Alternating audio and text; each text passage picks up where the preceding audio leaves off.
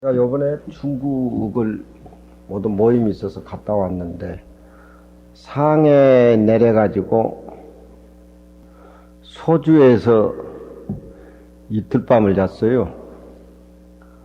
근데 그 소주에는 한산사라는 절하고 호구선사 절이 유명한 절이 두 개 있는데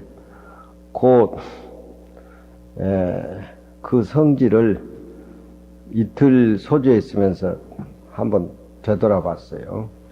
이 절들은 다 오나라가 인도에서 불교가 제일 먼저 들어왔으니까 그 1500, 600년, 1700, 800년 그경에 다 생긴 절들입니다. 역사가 중국에서는 아주 깊은 절이에요.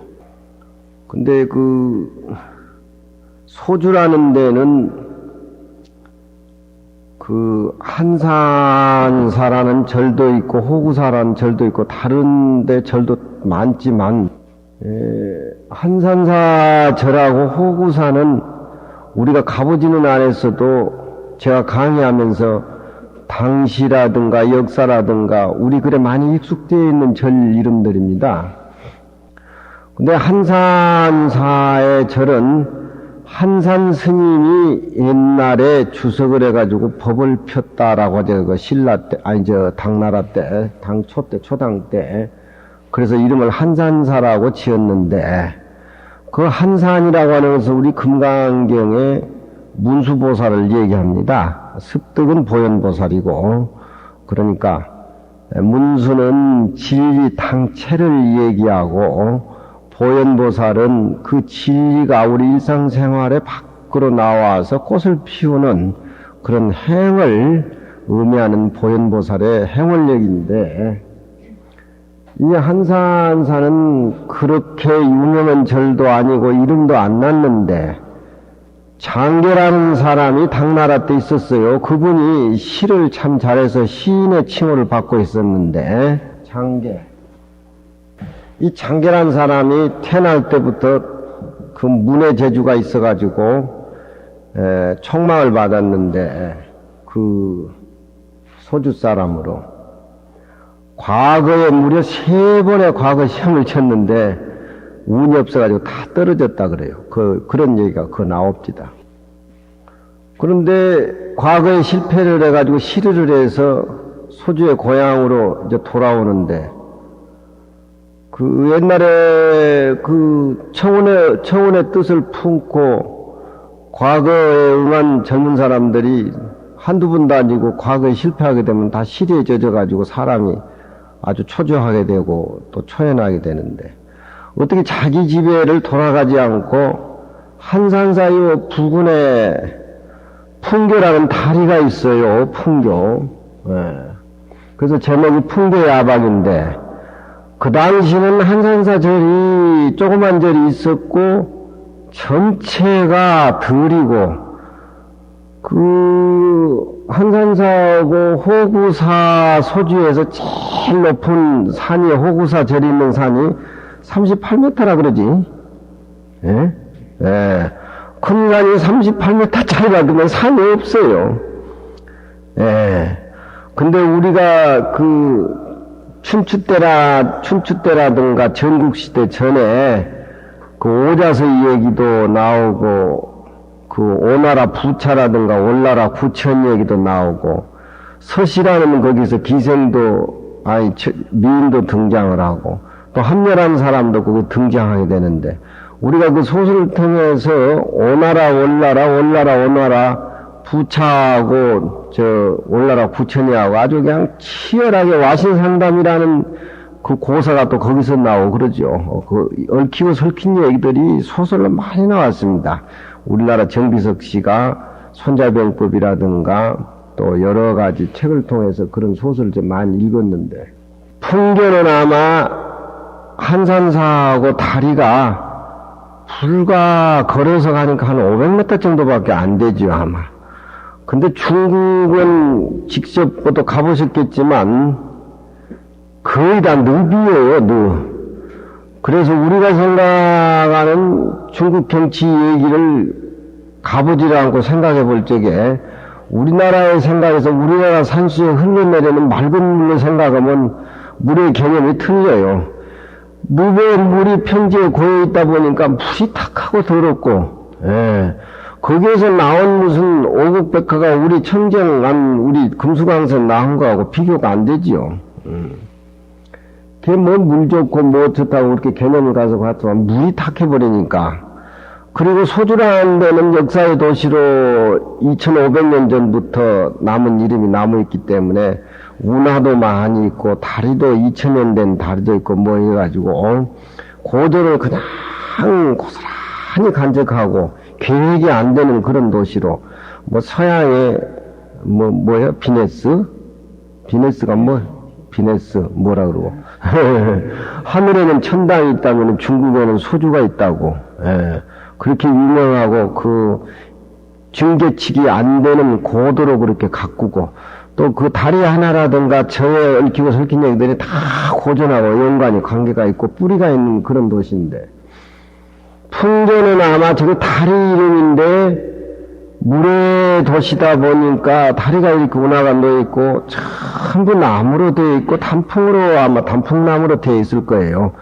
그러니까 한산사가 거기에 1700년 역사를 지니고 있으면은 지금 소주로 생각해서는 안 되고, 우리 울산도 보면은 학생선원이 있는데, 제 학생선원 절 20여 년 3주 전에 그쪽 공원에서 옮길 적에는 전부 넘밭전지였어요. 울산 그쪽이. 근데 지금은 뭐 도시가 다 들어서가지고, 학생선원이 아파트 속에 이제 이렇게 감춰지게 되는데, 이 장계라는 사람이 시인이 과거에 3번 떨어지고 시리가 돼서 고향에 돌아오다가 집에 못 가고 풍교라는 다리 밑에서 잠을 자게 돼요. 풍교라는 다리 밑에서.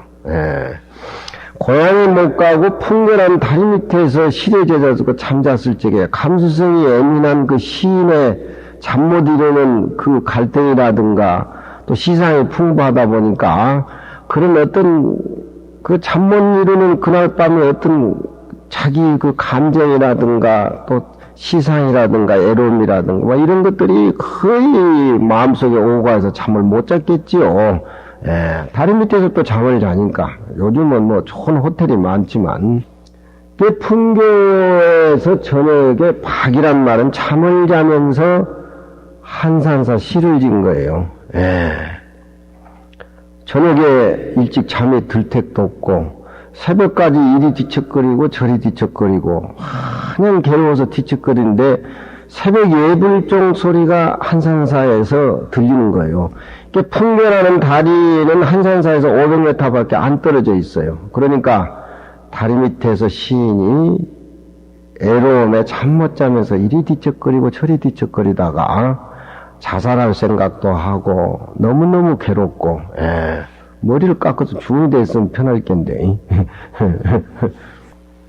그래서 자기 사귀던 여자도 있고 뭐 그런 놈인데 글이 많아요. 그거 보니까 새벽에 종소리를 듣는데 그 시제가 풍교 야박의 새벽 종소리 시제가 댕깁니다. 한번 들어보세요. 월락오제 상만천 달이 서산에 떨어지고 오제 서리가 내린 새벽 하늘에 가마귀가 꽉꽉 오르대고 촌에 가면 그런 그 새벽의 광경을 우리가 접할 수가 있어요. 요즘 도시문화가 돼가지고 그런 정서를 느낄 수가 없는데 월락오제 상만천 이리 뒤척거리고 뒤척거리다 보니까 새벽이 돼가지고 달은 서산에 지고 월락 시제가 좋아요. 달이 떨어지고 달과 가마귀 서리 달이 떨어지고 가마귀는 서리를 차고 날면서 꽉꽉 울어대고 상만천 새벽의 서리는 하늘에 가득하다.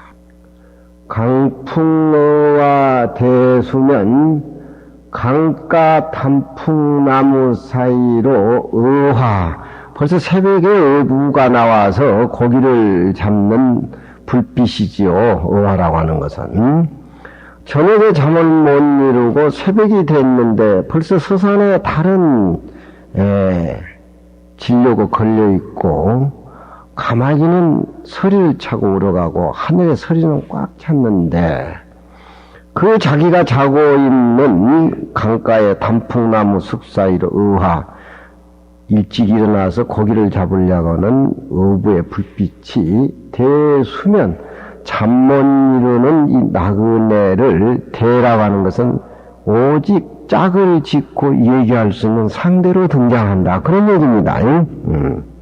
얼마나 피곤했겠어요. 그런데 고서성의 한산사, 이 의미입니다, 이게. 뚝 떨어지나요?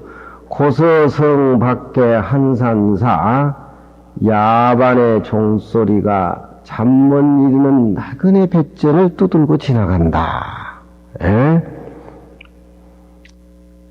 이런 분위기에 자기가 젖어 있다가 종소리를 딱 들었을 적에, 종소리라고 하는 것은 뭐 친한 사람은 잘 들리고 뭐 악한 사람은 안 들리고 그런 것이 아니에요. 종소리는 다 누구나 다 듣는 거 인자 없는 종소리 아닙니까? 종소리 듣는데 절종소리 듣는데 누가 돈 달라 그럽니까? 누구나 다 절에 오면은 종을 들을 수가 있는데 야반이라는 말은 말이 또 분분해요. 저 야반을 밤중으로 봐야 되느냐 새벽으로 봐야 되느냐. 저 야반은 밤을 두 개로 짝이면은 앞에 12시 전 초저녁하고 12시 하고 밤이라고 하는 건 12시부터 0시가 시작해가지고 반으로 잘라가지고 하다 보면 초반이 있고 야반인데 그건 아마 저기 우리 3시쯤으로 그렇게 봐야 된다. 그런 사람도 많고 또 야반이란 말은 저녁종을 소리로 들어야지. 근데 저녁 소리도 듣는다라고 하면은 올라오대 상만체이란 말이 안 맞잖아요. 달이 떨어진다. 그런데 또 그걸 다른 사람들은 다른 오제산에 떨어지고 서린 하늘에 탔자 오제산을 가마이가 문다고 그래서 오제산이라는 산림을 봐서 그렇게 또 풀이하는 사람도 많아요. 어쨌든지 이 경치는 잠 못 이루는 새벽에 시인이 종소리를 듣고 깨닫는다는 얘기입니다. 이 얘기가 고서성 밖에 한산사 새벽 종소리가 잠 못 이루는 나그네의 머리를 스쳐 지나간다. 근데 장계는 실제 여기서 뭘 느꼈느냐 하면은 세상에 과거 합격하고 부귀공명이라고 하는 것은 그것은 기다리고 욕심으로 되는 것이 아니다. 새벽에 한산사 종소리를 듣고 그 자기가 생각하는 억지로 부귀공명하고 욕심으로 인생을 살아가서는 안 된다라고 하는 번뇌를 끊는 거예요. 그래서 장계라는 사람이 그 기록을 보면은 새벽에 종소리를 듣고 모습이 있는 세상에 부귀공명이라고 하는 하자를 것 없다. 그걸 여기서 깨달은 겁니다.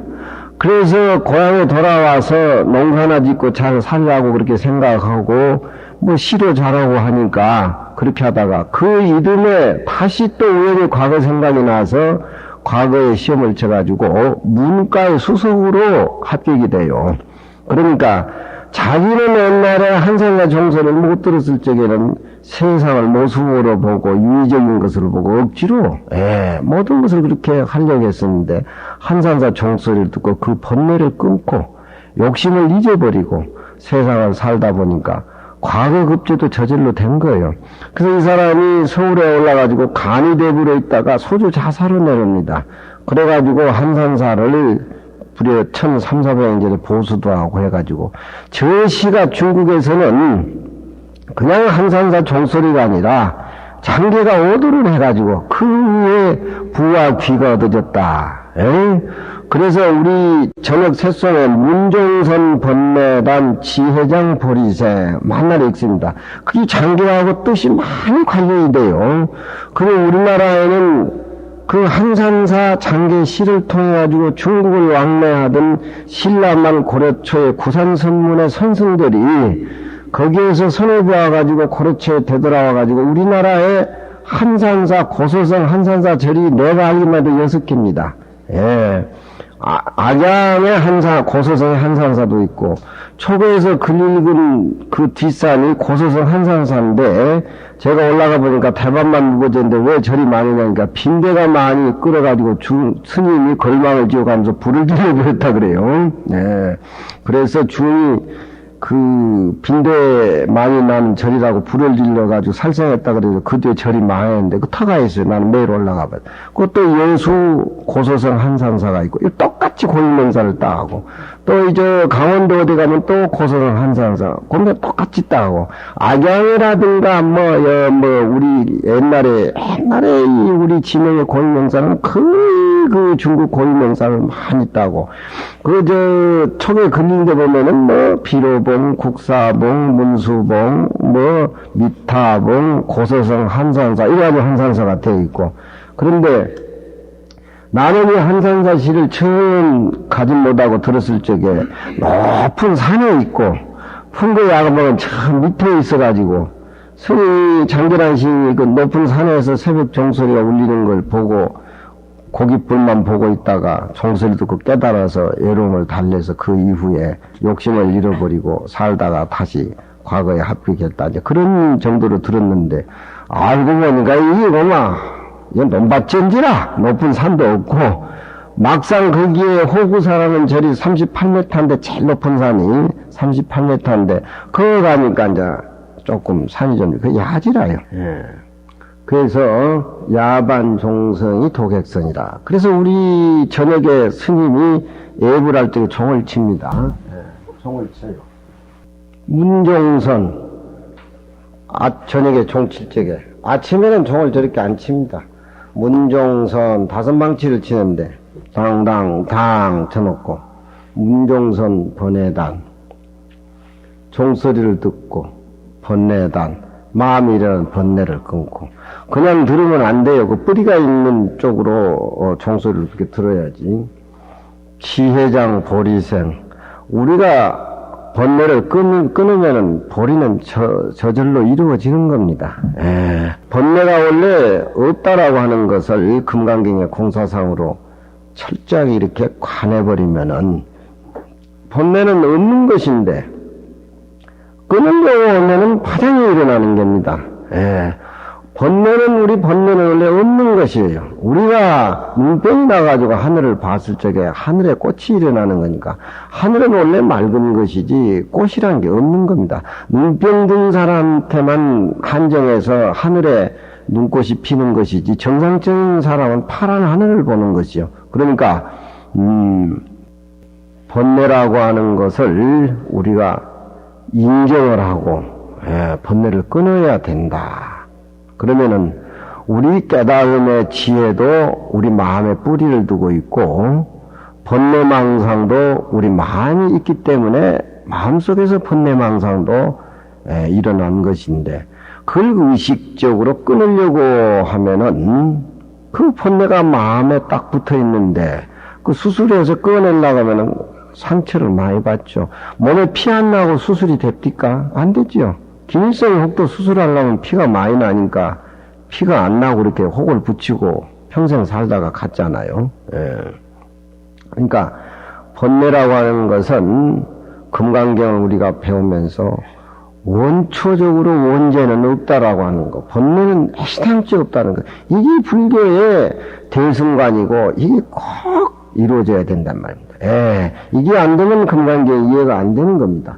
여기에서 끊는다라고 하는 것은 하나씩 끊어간다는 소리가 아니라 원래 없는 것으로 이 몸 놔두고 텅텅 비엔 공적으로 철견을 해야 된다는 거예요.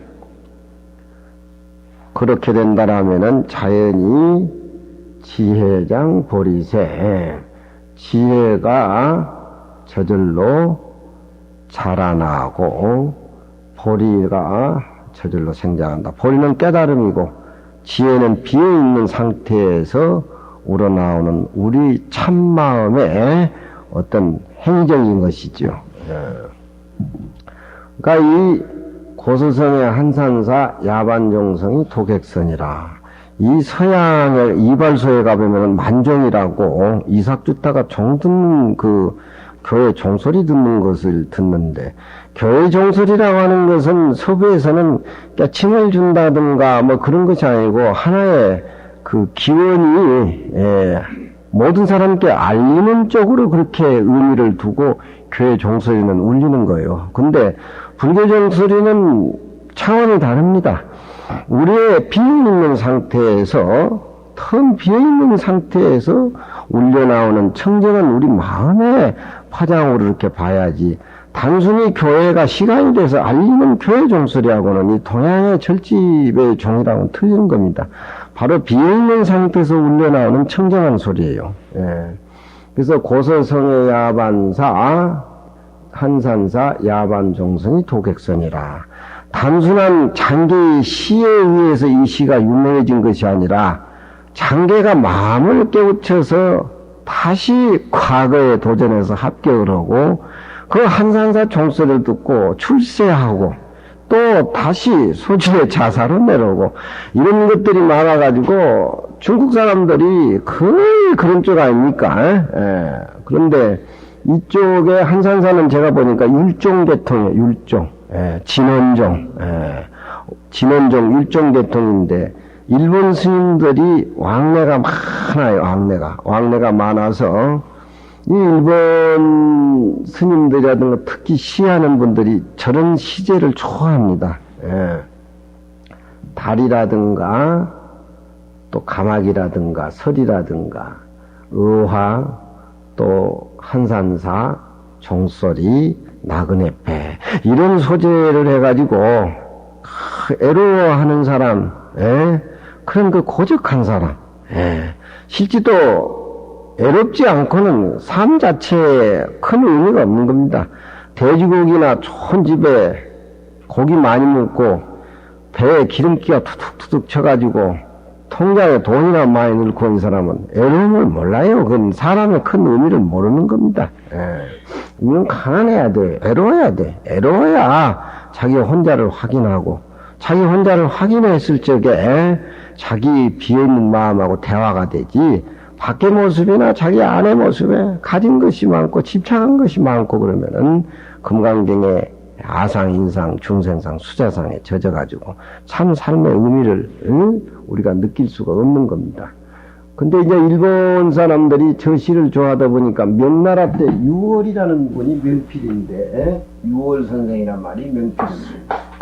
명나라 때 유월이라는 선비가 명필인데 저분의 글씨로 한산사 주위에 돌에다가 저 시를 새겼어요. 저 시를 새겼는데 직접 돌에 탁본을 해가지고 절 안에 경내에서 파는 것은 얼마 주고 샀죠 우리가? 150원?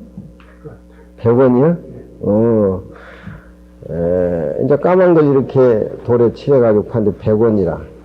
옛날에 15년 전에 지금 쌍기사주지 통강 스님이 거기 갔다 와가지고 내가 시 좋아하는 줄 알고 한산사 시를 사가지고 나한테 와서 내 방에 내가 해서 걸어놓고 그런데 어쨌든 저 시는 애로워요. 풍겨야 봐. 애로워. 잠 못 이루는 어떤 그럼 속에서 종소리 듣고 번뇌를 다 잊어버리고 과거니 세상의 유의적인 건 다 포기해버리고 무심으로 세상을 살아야 되겠다. 그 종소리가 한번 덩건히 울렸다가 사라지는데 소리가 점점 적어지지 않아요. 그렇죠? 그 종소리가 어디서 들렸겠어요? 하늘과 땅도 마음속에서 나오고 이 우주도 나오고. 종소리를 절종소리를 들으면 안 돼. 모든 사람들이 빈 마음속에서 울러나오는 종소리, 자기 자신의 종소리를 들어야 금강경계가 되지. 밖의 종소리를 들으면은 그건 우리 대승경전 금강경을 모르는 사람. 그렇잖아. 모든 것은 나로 통해서 이루어지는 것이니까. 근데 그 유월이라는 사람이 써가지고 그 돌은 우리가 못 보고 왔는데 나도 이제 그거 가니까 누구도 하나 사줘야 되겠고, 또 우리 여기 부암사 식구들은 또 그런 글씨는 안 좋아하니까 사가지고 가야 돼가지고, 이제 100원을 주고 샀는데, 그 이제 풍경 구경한다고 절에서 나와서 한 500m 걸어 올라가는데, 그때 전방에 있는데, 많이 걸려있더라고.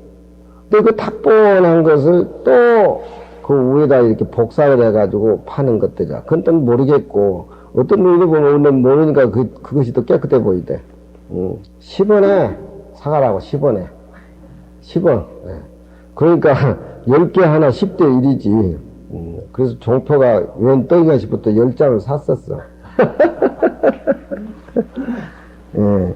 근데 저 한산사 이 얘기는 저 장계의 풍계야박 시하고 너무너무 유명합니다. 저 종소리하고 신라의 종소리하고는 같은 종소리입니다. 한산사 고소성, 한산사 소주의 종소리, 신라의 경계 불국사에 있는 종소리, 또 우리가 그 종소리를 다 듣는 우리의 종소리, 그것은 둘이 아니고 다 하나인 겁니다. 종소리를 들을 줄 알아야 돼요. 종소리를 들었을 적에 그 종소리에 은은한 똥 치면은 그 소리가 종 꼭지에서 뭐가 똑 떨어지지 않습니까? 똑 떨어진단 말이에요. 아주 똑 떨어지면서 파장을 싹, 우리 마음의 파장을 하면 그 종소리 따라가잖아요. 다시 잊을만 하니까 또 종이 또 腾울잖아요. 먼 종소리가 어디서 종망줄을 치니까 꼭대기에서 뚝 떨어져나 흘러가잖아요. 신라의 종소리나 그 종소리, 우리 마음의 종소리는 똑같은 겁니다. 그런데 호구사에 가보니까 크기는 얽히고 설킨 고사가 한산사는 아무것도 아니에요. 올나라하고 구천이하고 부차가 싸우는데 부차의 아버지 한여가 죽었는데 그 38m 된 산 꼭대기에 그 묘를 썼는데 거기에 흰 호랑이가 그 묘를 지켰다라고 해가지고 호구사라고 그러는데 그 위에다가 어마어마하게 큰 9층 탑을 이렇게 모셨어요. 근데 1년에 뭐 몇천씩 이렇게 기울어진다 그랬다. 우리가 생각하는 불국사 탑이나 우리가 생각하는 우리나라의 탑으로 생각하면 안 돼요. 그 중국 탑은 어마어마해요. 그리고 한산사도 아주 조그만 절에서 치는 종소리가 나는데 어마어마하게 커. 우리가 생각하는 절하고 중국 절하고는 달라요. 근데 어쩌든지 간에 천편적으로 물이 지저분해. 물이 지저분하니까 뭐 동양의 베니스라고 하는 게 아무 의미가 없는 것 같아. 고려 때 시인 이인로가 한산사 가지고 지은 시가 있는데 한산사가 늪지가 되고 단풍이 콱 이렇게 절을 감추고 있으니까 그 고려 때 시인 이인로가 가지고 지유연방이 장추벽 한산사 절이 뭔가 이 주위에 있는 것 같는데 한산사 절을 찾으려고 그 숲속에서 헤매다 보니까 허풍이 지락 일종성이라 어디서 바람이 이렇게 불더구만 좋은 바람이 이러거든만 어디 종소리가 뚝 떨어지는 소리가 난다. 그 시가 또 재밌어요. 응? 언제 해줬어? 해줬어? 그러면 내가 잘 못했어. 한번 한 거, 리바이브를 해서. 요건 안 해줬던가? 해줬어? 그때 한 거하고 지금 한 게 또 내가 직접 보고 와서니까 실감이 더 나잖아.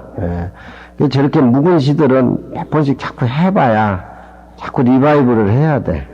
불교는 제자리에서 언제나 자기 마음 확인이니까 자꾸 확인하고 반추하고. 그러면 이제 중국 갔다 온 얘기 보답은 제가 한 거죠. 뭐 한산사 탁보낸 그 글씨가 무슨 의미가 있겠어요. 금강경전 해봅시다 이제. 수보리야 의이운하고 가히 30 이상으로 열애를 보느냐 마느냐.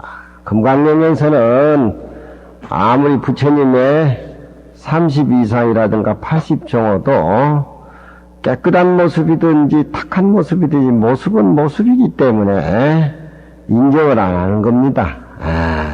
모습을 떠나서 부처님의 마음자리를 보고 확인을 해야 되지 부처님의 모습을 보고 훌륭하다라 해가지고 거기에 눈과 귀가 아름다운 모습에 감춰져 가지고 안 되겠지요. 그렇지 않습니다. 세조나 30 이상으로는 부처님 모습을 볼 수가 없습니다. 부처님이 설하신 30 이상은 60 이상일세 그 진짜의 법승 모습이 아닙니다. 그 이름만 가로되 30 이상이라고 할 수가 있습니다. 불가를 얻어가지고서 금강경 공부하는 것은 일체상을 떠나서 부처님을 모습을 봐야지 상을 떠나지 않는 상태에서 칠보 보시래도 내나 마찬가지요. 규봉 두 번째는 내재를 잡아서 비교하고 헤아려서 꼽절이나 경이 수승하다라고 하는 내재를 저 앞에는 외재고 외재 내재 외재 할 적에 외재는 물질보시에 해당이 되고 물질보시는 뭡니까? 칠보라든가 금이라든가 물질적인 거라든가 전체 그런 것이 밖의 잿물이니까 외재라 그러고 내재는 다른 사람을 위해서 내 몸으로 때운다는 겁니다. 다른 사람을 위해서 내 몸을 희생한다는 겁니다. 다른 사람을 위해서 내 몸뚱이 하루에 3분으로 정해가지고 내 몸뚱이로 몸보시라고 목숨까지 다른 사람을 위해서 다 보시한다는 겁니다. 요즘 무슨 장기 이식이니 뭐니 그런 것들이 거기에 해당되는 겁니다. 근데 장기 이식이라고 하는 것이 생명과 생명을 살리기 위한 존중한 상태에서 이루어져야 되는데 요즘 일본이나 우리나라에 쇼크라든가 뇌사 상태에 있는 사람을 의사가 죽었다라고 확인하고 진단서를 써주게 되면은 뇌사 상태에 있는 사람인데 장기를 흘러 뛰어가지고 이식수술로 다른 사람을 살리기 위해서 내가 볼 적에는 그런 것은 우리 생명을 물질로 취급하기 때문에 뇌사 상태가 있어도 생명을 존중하는 의미에서는 기다려야 돼요. 뒤에는 누가 기다리고 있느냐?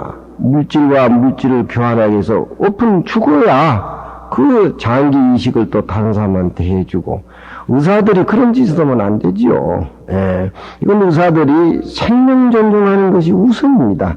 다음은 장기를 이식을 하든지 뭘 하든지 그건 뭐 또 개인의 유언에 의해서 또 그렇게 행해질 수도 있는 것이지만 뇌사 상태에 있는 사람을 죽었다고 판정을 내리고 그 장기 이식을 하기 위해서 기다리는 사람을 위해서 사람의 생명을 주고받는 물질로 그렇게 취급을 해가지고 한다라고 하는 것은 생명에 나중에 그것이 더 적극 결정은 산 사람도 위대한 사람을 살리기 위해 가지고 막 잡아뜯고 할 거 아니에요. 그게 폭제라고 박제라고 하는 것이 우리가 볼 적에 그것은 좋은 것이지만 사람의 금강경 도리를 모르고 유의적인 상태에서는 우리 마음과 몸을 물질로 봐가지고 그런 언대에 나중에 파장에 올 적에 이건 생명 경시하는 어떤 뿌리가 그 내면에 들어있는 것이에요.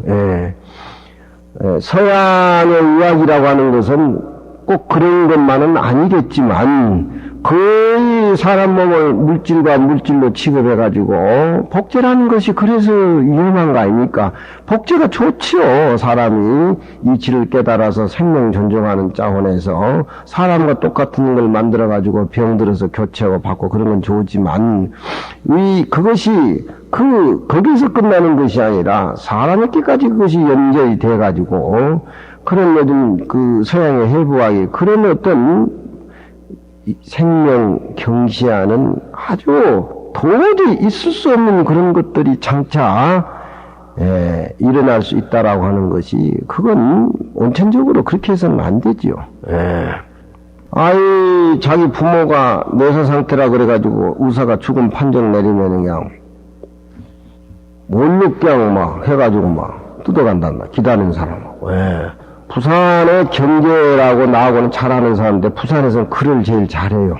이 사람이 원래 이 고려대학교 영문과 나온 사람인데 부산에서는 천재예요. 근데 이 사람이 강경화증으로 다 죽어가던 사람이 회복을 해가지고 영어 선생이었는데, 고등학교 영어 선생이었는데, 자기 대대로 내려온 선비 집안이다 보니까 서랍노래 밑에 글을 읽어가지고 경제라는 사람이 공부를 많이 해서 부산의 선배라, 그 사람이. 그리고 부산의 대학에 화문 강의를 도맡아 한 사람이고, 이 사람은 또 글씨도 잘 써요. 그런데 이 사람이 해운사 얼마 전에 들어가가지고 그 백년함에 간판 글씨 쓰다가 무리를 해가지고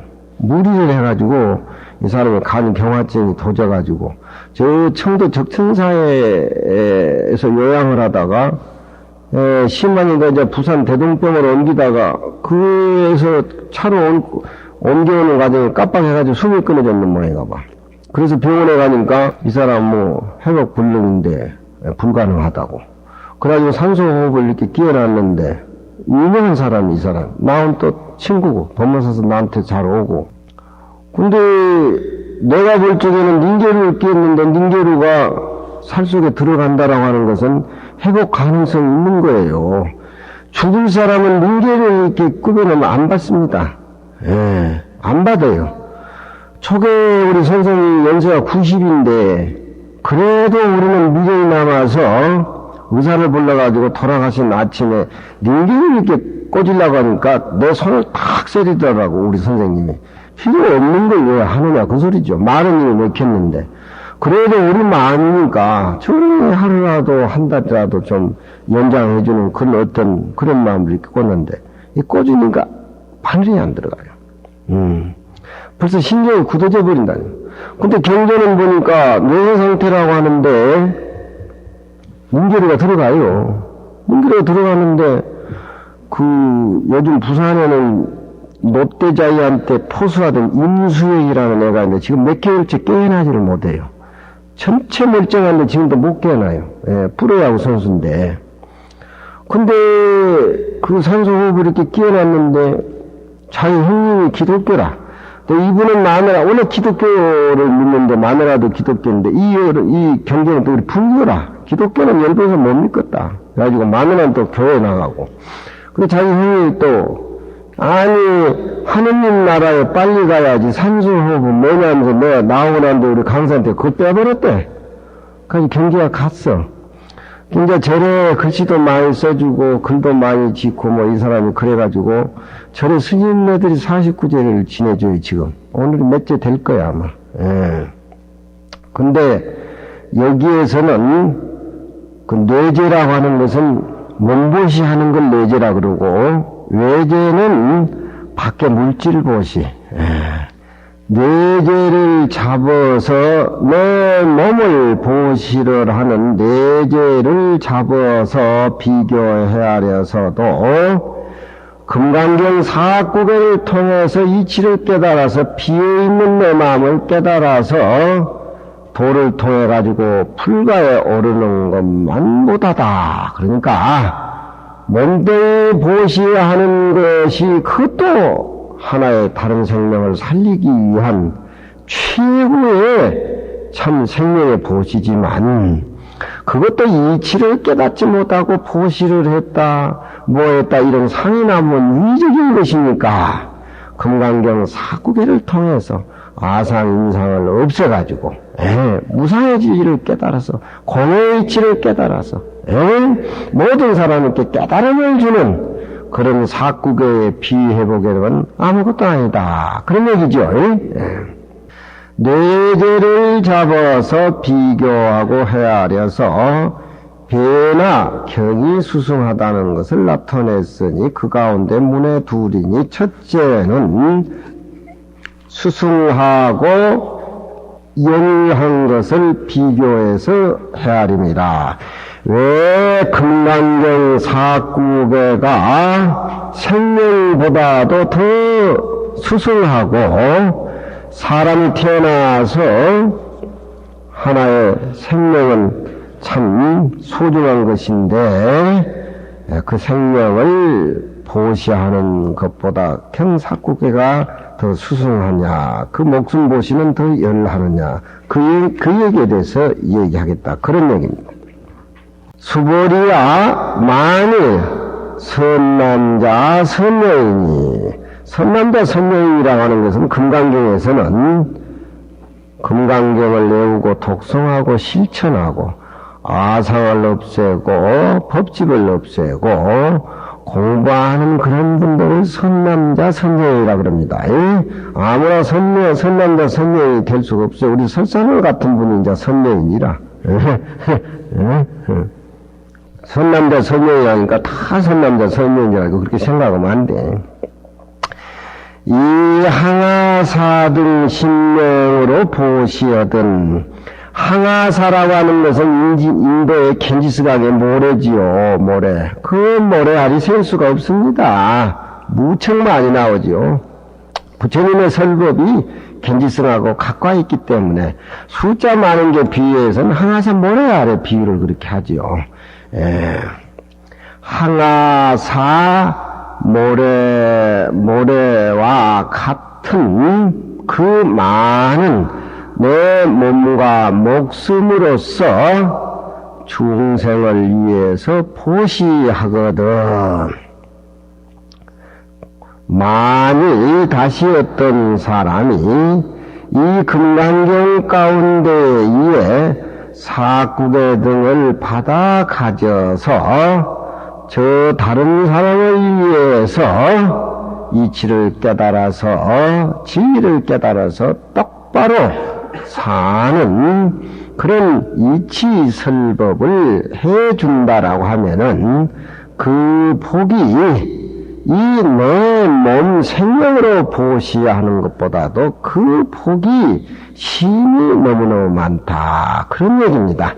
자식을 위해서 부모가 몸으로 떼어지고 물질로 떼어주는 것보다도 부모가 금강경을 읽어서 자식에게 물질적인 거, 윤리적인 거, 또 모습에 집착해가지고 세상 모습에 꼼짝달싹 못하는 그런 것이 전체가 다 허무하고 비인다는 그런 생각을 철저하게 깨달음을 줘가지고 그 속에서 공부도 하고 그 속에서 사회생활하고 그 속에서 생활하는 그런 모습을 가르쳐주는 것이 물질, 상속, 목숨, 유산, 전액보다 훨씬 낫다. 그런 얘기입니다.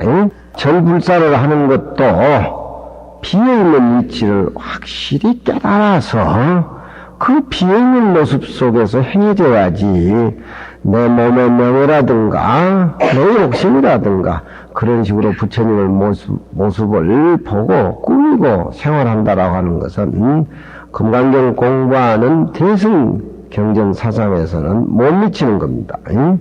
목숨을 보시하는 것이 모래 숫자와 같으며 그것은 금강경 진리를 깨닫지 못하기 때문에 그 좋은 일을 해서 복을 지으면 사람 몸도 받고 천상의 몸도 받는데 그것은 천상에 태어나는 몸이라든가 사람 몸을 천상에 받는다든가 하는 것은 아상과 인상이 붙어 다니기 때문에 그것도 또 하나의 업이요.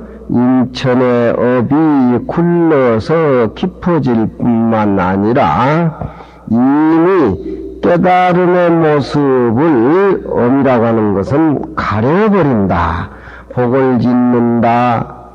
착하게 산다. 남을 도와줬다. 이상이 나는 나와서 국가를 위해서 모든 이웃을 위해서 자기 자신을 위해서 열심히 살았다라고 하는 것은 그것은 하나의 또 좋은 일이지만 금강경 이치에서는 그것도 하나의 삶의 모습으로 남기 때문에 그것마저도 털어버려야 된다. 털어버릴 수 있는 열쇠는 금강경 공부를 해서 아상, 인상, 중생상 없애야 된다. 이미 열반을 장애함이로다. 열반도 장애하기 때문에 원어는 탐수어라고 낭탕은 습하침이라. 원우라고 하는 건 원숭이입니다. 원숭이가 수월, 물에 비치는 달을 더듬고 물에 비치는 달을 건지려고 원숭이가 많이 빠져 죽는 얘기 고사가 많이 나오죠. 제가 이 얘기했지만 산중에 사는 스님이 정진을 하고 사는데 원숭이들이 보니까 참 너무너무나 아름답고 그 어른은 비어있는 상태에서 이웃 같고 스승 같고 도인 같고 부처님 같고 하니까 주위에 눌러서 원숭이들이 춤을 추고 해도 스님은 눈도 깜짝 안 합니다. 좋은 과일을 따다가 스님한테 바쳐도 스님은 눈도 깜짝 안 합니다. 우리가 저 스님을 눈이라도 뜨고 우리가 잘 보이기 위해서는 저 밑에 연못에 내려가서 달을 건져서 드릴 수밖에 없다. 이래가지고 원숭이들이 스님을 기쁘게 하기 위해서 몸으로 때우려는 취급을 합니다. 달이 건져질 수도 없는 것이고 건져질 달이라고 하면은 물에 비치지를 않지요. 원숭이들이 물에 빠져서 많이 죽고 이것은 건질 물건이 아니구나. 건질 물건이 아니구나. 몸으로 떼운 보시는 파장이 좋든지 나쁘든지 간에 남한테 잘 보이려고 하고 유의적인 거 그런 것들은 그렇게 원숭이같이 어리석은 짓을 해가지고 좋은 생명을 그렇게 상실해버리는 겁니다. 습하집이라고 하는 낭탕은 습하침이라. 낭탕은 이것은 그 중국의 대마초 같은 그런 풀인데 이 낭탕을 먹게 되면은요 막 하늘에서 꽃이 막 떨어지고 또 하늘에서 꽃만 떨어질 것이 아니라 바늘도 막 떨어진다 그래요. 그러면은 낭탕을 먹고 하늘에 꽃이 떨어지고 바늘이 막 떨어지는데 바늘을 주워가지고 저기 떨어지는 꽃을 이렇게 연주라든가 목걸이를 하려고 하지만 그것이 실제 물건이 아닌데 되겠어요. 그러니까 몸으로 물질로 보시하는 것은 이렇게 금강경 이치에서 볼 적엔 어리석다. 그러니까 금강경 사국의 진리 공부를 해서 둘 마저 앉아서 텅 비어있는 영감하고 한 놈이 하는데 얼마나 사시겠어? 우리 총장선도 얼마나 사시겠냔 말. 사셔봐야 20년. 20년 안 살아도 무슨 병이 떠올 줄 몰라. 금강경 공부 잘 하시고 수행하고, 두 어른들이 해로하면서 서로 얼굴 마주치면서 텅 비어있는 공간 확보해가지고 살면 얼마나 금강경 공부에 보람이 있겠어. 그 마음 자식에게 전해주고, 이웃에 전해주고, 그 마음대로. 그 낭탕은 풀이름인데 그걸 먹으면 대마초 같이 요즘 그런 거 많죠. 막 환각제니 뭐니 무슨 마약이니 전부 그게 낭탕에 해당되는 겁니다. 마치 그것을 먹고 하늘에 떨어지는 꽃을 주워서 바늘에 실로 엮어가지고 목에 걸려가는 그런 행위다. 애야 부경몰이요 사랑의 자. 사랑이라고 하는 것은 눈물을 흘리죠. 사랑하면은 만나고 헤어질 때 눈물이 나는 겁니다. 눈물이라고 하는 것은 공중으로 올라가는 것이고 눈물하면 땅 밑으로 떨어져요. 인정이 많은 사람은 도의 마음이 성근 대신 눈물이 많아요. 눈물이 많으면 눈물은 땅에 떨어진 물은 땅 밑으로 숨어들잖아요. 땅 밑에는 뭐가 있겠어요? 지옥이 있다 그래요. 눈물이 많은 사람은 애정이 많아가지고 죽으면 지옥에 떨어진다. 그러니까 눈물을 흘리지 말라는 소리는 아니야.